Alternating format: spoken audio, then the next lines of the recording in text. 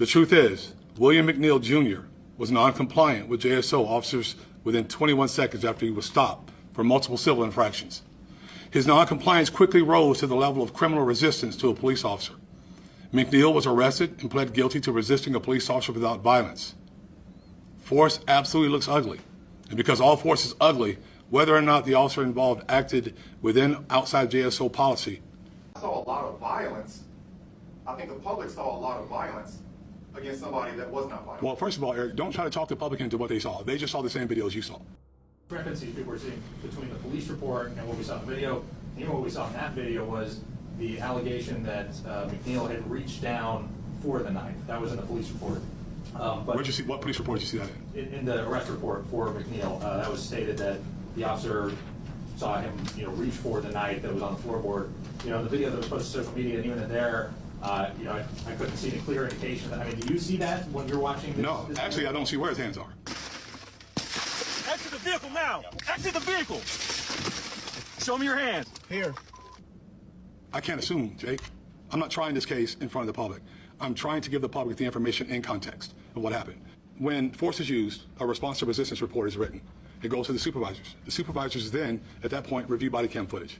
So they would have reviewed this. But you can't see, admittedly, you can't see the strike at all. Had they seen that, probably would have risen to another level to where somebody else would have gone further. Here's one of the officers kind of turns off, the video turns off what's being recorded. What are your thoughts on that? I don't know that he turned it off. I know that at some point we stopped it. Was it appropriate for the officer to punch this guy in the jaw after he'd already broken the window? Was that yes or no? Was that appropriate? It depends on the circumstances. But it's already determined it's not criminal. Now we're going to look for JSO policy violations. How about that? Is that good? Well, if a civilian did that to another civilian, they would be in handcuffs. No, not necessarily. It depends on the circumstances, the situation. You think the public is going to buy that? So the gentleman's name, everyone knows his name by now, is Mr. William Anthony McNeil Jr.